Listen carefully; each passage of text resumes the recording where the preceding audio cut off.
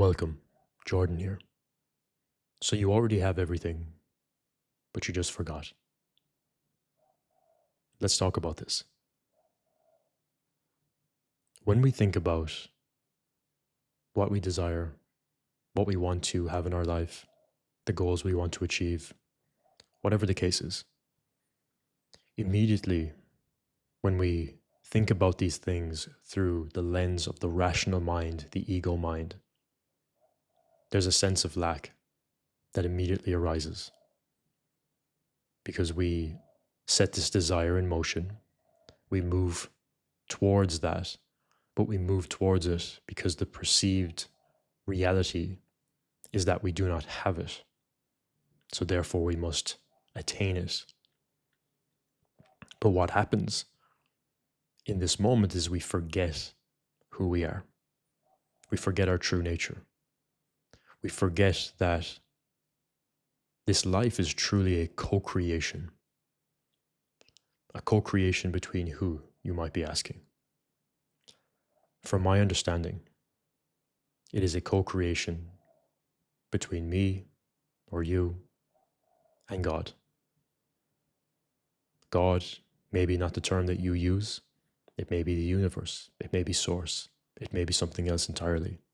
It may have a name. That's okay. The goal here is not to look at the specifics of what God is, but to understand that you are in a co-creation at all times, as am I. And my understanding of this came through a lot of pain and suffering in the early years of my life. I was raised Catholic, but along the way, my family became very disconnected from how the church that we were going to was operating. So we stopped. And even though there were so many beautiful lessons that were learned along the way, the stories about Jesus and Moses and all of the different things that came along with that, I never felt connected. I never felt like I understood the path I was walking. And when we became disconnected from it as a family, that left a lot of darkness in all of our lives. But it was the seed to understand something deeper. So after many years of, I guess, really being atheist, not really having any beliefs, I walked the path of understanding what spirituality is, which in its essence is the foundational understanding behind all religions. Now, like anything, my goal is never to enforce some perspective on you or to share an ideology that you should believe in, because that's not the point here. But I want to share that this gap in my life where I didn't believe in anything led me to find my own understanding of what really all this game is about. And from my understanding, we are all here as a soul on this journey to dissolve the lessons, the negativity that we came here to experience throughout our life, to reconnect with what it means to be connected to God, Source, the Creator, whatever you refer to it as. Now, many people will call spirituality New Age because it is different from their view of whatever the religion they prescribe to. That's okay. Whatever you choose is absolutely your choice. But at the end of the day, the essence of all of these stories and ways of thinking that have the best intentions, more often than not, comes back to the foundational understanding that there is a source and then there is us. But we are not separate from that. We are actually one with it. It is part of us. You may have heard the term, we were made in God's image. You may just understand the term oneness if you've walked different paths. And when we understand that we are one, then we understand that we are whole. Because when we forget that we are one and we feel like we are separate from everybody, from everything, then we feel a sense of fear and lack and heaviness because we are disconnected from really what the light is in our life. And you don't necessarily understand this through the mind. You feel it. It's that feeling you get when you walk through nature. You may not consciously be thinking about feeling connected to it, but you'll just feel a sense of peace or calmness. That's what we're talking about. Those moments when you look into your partner's eyes or a friend's eyes and you just feel a moment of connection. When you hang out with your friends in an afternoon and you forget about all the problems and you feel really refreshed. That's what we're talking about. When you achieve something and you worked really hard on it because it was something you were passionate about and you feel a sense of meaning. That's what we're talking about too. There's just so many descriptions of this, but what we're talking about is the connection to something bigger than ourselves. The interconnectedness of everything around us allows us to experience the true meaning of life. And my journey through this has been interesting because oftentimes I get caught up in my mind like many people do. We all do. And I forget this sometimes. But every time I forget it and remind myself, I come back with a deeper understanding and knowing that when I remember that I am already whole and that there is nothing that I lack and that there is nothing to achieve or attain because I already have everything. And that's the moment, the thing that I may have been chasing, the thing that I may have said that I wanted comes into my life.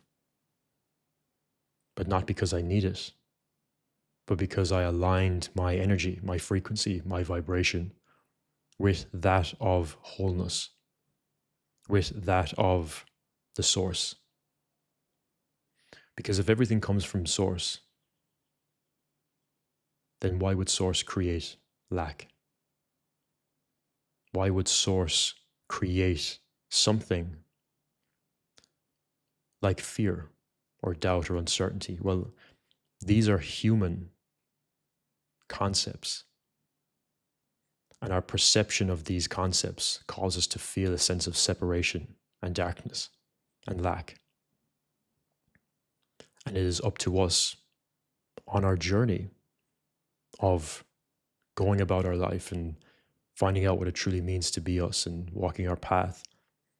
It is up to us to really dissolve those illusions of negativity,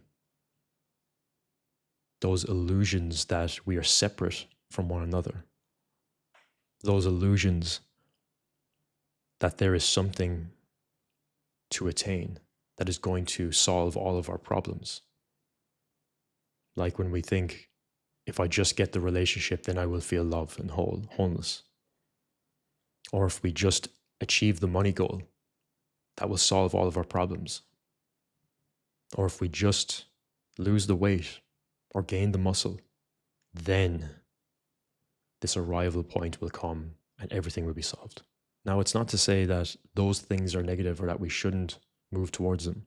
That's not what I'm saying here at all. But it's moving towards them from the understanding that you are already whole because you are made in the image of the source. It is part of you. And that changes the energy that we bring to those actions. It amplifies our ability to achieve, but not achieving them because we need validation or we need to attain this goal because then that's going to be the thing that makes us feel the wholeness. That's coming from lack. It's been able to catch ourselves in those moments to say, hey, like, where am I actually moving from? Where am I taking action from? Am I coming from lack? Am I needing validation? Am I needing followers? Am I needing money? Am I needing this? Am I needing this person to like me? Am I needing to change my body so that then I feel better about myself? It's changing that to I am already whole. I understand my true nature. And now I will move towards my situation that I desire from this place of wholeness. That has been the one perspective and understanding and mindset that has changed my life in so many ways. So let's look at this from a rational perspective, even. We think about inputs and outputs, right? What you put in is what you get out. So if we are moving constantly from this state of lack, or needing things to be different, or needing things to change, because if they don't change, then we will never feel fully whole within ourselves, then that's the input. So what do you think the output is going to be in that case? Lack in experiences lack of result, lack of desired result, or lack of fulfillment. So let's look at this through two lenses. Action taken from lack equals lack of result, or achieving the result and then lack of fulfillment. So the goalpost changes. There's a new thing to move towards. And now we are on this hamster wheel of chasing constantly, thinking that, oh, well, if it's not this thing, it's this thing. If it's not this thing, it's this thing. If I just get this, if I just get that, if I just achieve this. But it's all coming from the same energy of I am not already whole. There's something missing within me. And this is not wrong, by the way. We're naturally wired this way so that we can go on the path to remember and to feel whole already. If you've heard the term before from Neville Goddard, living in the wish fulfilled, living in the wish fulfilled is living from a place of wholeness. It's not saying that I need things. It's not saying that I want things. It's not saying that I desire things. It's saying that I'm already it. I'm already here. Everything is already perfect. Why? Because I'm connected to the source. I understand the source is within me. Therefore, now that I know this, now let's go and move. Now, throughout our life, we are led to believe a number of different things that disconnect us from this truth, that we're all on our own, that everything has to be hard, that everything must be pain and struggle for us to grow, or that that's just the way life is. And we get so caught up in what the physical world around us is showing us that if you were to ask somebody, hey, what do you think of the world? Well, that person would likely say that there's a lack of many things. But when we change how we are perceiving ourselves within this world, what we look at changes, because life is infinitely dualistic. You look over one side and you can see pain and suffering and doubt and evil. And you can look over the other side and see sovereignty, love, fulfillment, peace. Both of them coexist at every moment. And that beautiful balance in the middle is that state of neutrality. Not thinking that things should be a certain way because of what we desire to experience. Because regardless of what's happening around us, we always have the free will to choose wholeness and neutrality and peace. It's that state of being proactive in every situation and not just being reactive to what the physical world around you tells you that you should think or should feel like. And yes, that can be easier said than done, but that is the work. That's the choice that we get at every moment. So when we are building towards something from a place of lack or fear or needing this thing to fulfill us in some way, shape, or form, again, it's the input. The output is going to be on the same vibration and frequency as that input. And if we were to look through the lens of attachment and detachment, that's attachment. Needing the result to make you feel a certain way, or to make you believe yourself to be a certain person, or to get the validation from others, or to feel like you are enough. The attachment exists because the whole idea of self-worth or value is attached to the achievement of something. Whereas if we look on the other side, detachment is this connection to the source. It is connection to understanding that there is nothing to attain. But I desire to attain this thing because that's an expression of creation. It's an expression of me bringing something into the world because that's what we're here to do. That's being like God, almost. Being like the source is building a business or building a building or being part of a project where something didn't exist and now it exists. That is creation. But when that comes from a place of already knowing that you are whole within, even if you did none of that, that's that mastery of detachment. And this is why I talk so much about the inner child within. Because oftentimes these fears and doubts and insecurities and feelings of unworthiness, they just come from those perceptions that we developed and took on as part of our identity when we were growing up because of the authority figures in our life, parents, other people in community. They told us we were a certain way, so therefore we chose to see the world through that lens. And it's not that that's wrong, it's just part of the journey of healing those things and letting them go and seeing the truth. That all of those things were just gifts to help shape you into the person that you are today, the person that I am today. And all of these things can be a beautiful gift if we choose to look at it that way. We have that choice. Now, that doesn't mean that you don't feel the emotions that need to be felt, because if you look at a lot of these things that people go through, a lot of it holds so much weight because emotions haven't been felt, which is the work that I do with clients, is to help them move through the energy and the belief systems that are stopping this perspective of wholeness. And as you go through that, what you are doing is you are learning to reparent that little child within. And when you integrate that fully, wholeness is a byproduct, because that past version of you is now integrated into the clear understanding of what it means to be whole. The lack dissipates. Now, that doesn't mean that the journey is over or there's not more things to tweak along the way. There's always going to be the challenge there no matter what. But it's easier to feel that level of wholeness when you have done that work with that child version of you that may hold these beliefs and hold these perspectives that are limiting or stopping this feeling of wholeness within. But you can do that right here in this moment by just reminding yourself that you are whole, that there is nothing that you lack, and that you are enough. But it's not for me to tell you that. It's for you to feel that and know that truly within yourself. And when we continue to connect with that understanding, we can show up from a place of love, certainty. And this goes beyond our logical mind. We can bring amazing creations into the world.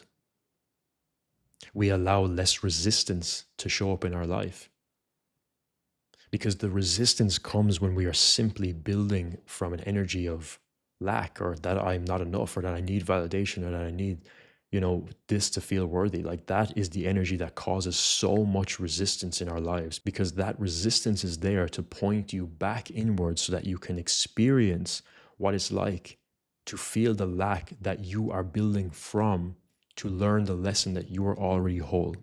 Because without that resistance, you wouldn't even go on the journey of asking the deeper questions. So it's all a perfect gift, but you have the choice to lessen that resistance right here, right now, in this moment, by choosing a different energy to move from. And this has been one of the most profound understandings that I've developed over the last number of years, from just looking at many different religions, many different teachings, ancient wisdom, all of these different things. And the biggest belief that I've had to break, and that may be relevant for you too, around all of this, is the belief that things need to be hard to feel meaningful, or to feel like you're progressing or moving forward. The journey of business, the journey of healing, the journey of letting go. I'm not saying it's not challenging sometimes. It can be, but it doesn't have to be hard, because the belief that things have to be hard all the time for anything to work, it just comes from that same perspective that was held or enforced as a child. If you grew up around parents where everything was always hard and challenging and there was always fear and there was always doubt and uncertainty, like many of us grew up with that, then we will hold the perspective that everything, no matter what, has to be hard. And if it's not hard, it's not meaningful. And then this gets enforced by the social standards that are all around us today with hustle culture. And if you're not working hard or grinding 24/7, then what's the point? But all of that energy just comes from lack. Now, with all of this, again, I am not saying that there is not hard work required in anything, because that's the thing that allows us to move forward, to take aligned action when the time is right, and to move forward with intention even when we don't know the next steps or the answers, because that is us moving with certainty because we are already whole. And when we're already whole, we can move like God, like the source, with intention, understanding we don't need to know the next 100 steps, just the next step right now, that movement. And the biggest lesson I've learned with this, when I started my business journey and started traveling the world, I left with zero in my bank account. And every month I was struggling to pay rent. I was living in Europe, and I would be on this path where every week I would not be able to pay rent. And then at the last moment, something would work out. And I started to see that no matter what I did, the more courageous I was, the more I was taken care of. But by who? I thought it was me for a long time. I'm just the person to make things happen. But that was just my mind. It was my ego latching on to the fact that I have to be the one that creates everything. But like I said, we are in a co-creation. And that was me being supported in those moments because I was courageous enough to take the risks and make the movements. So we're not saying that we sit back and we relax and we don't do anything. If anything, we move more courageously, we move more boldly than ever before, because we have certainty that we are always protected, we are always guided in the right direction. We either learn a valuable lesson that helps us dissolve our ego even more, that helps us understand a deeper aspect of ourselves, that helps us connect deeper to the source of the light, or we will move forward and we will achieve the things that we want, but not because we need them, but because they're a byproduct of our state of being, our emotional state and our perspective that we hold, the belief system that is there to serve us. It's a little bit counterintuitive sometimes. I understand that. It can be difficult to wrap the mind around it. It was for me. It's like holding two different perspectives both at once. Yes, we must be in the energy of receiving, the will to receive through our intention, and also then the will to act courageously, which is also a part of our intention. Intention is made up of both of those aspects. And when we have that intention, we are both giving and receiving at the same time. Not giving to receive, but giving because we are being like the source, and then receiving because we are meant to receive in this life as well. So it's these two polarities. It's the yin and the yang. I remember as a kid, I was obsessed with the yin and the yang. I would draw it everywhere. I didn't even know what it meant. I just liked the design. It meant something to me. I had no idea why. And now I understand why. It was this understanding of being able to balance both of these polarities, two contradictions, seeing the good and the bad and the bad and the good, and not getting swayed by either one, but being neutral in the middle and walking that middle way, which is what that line in the middle of the yin-yang represents. The middle way.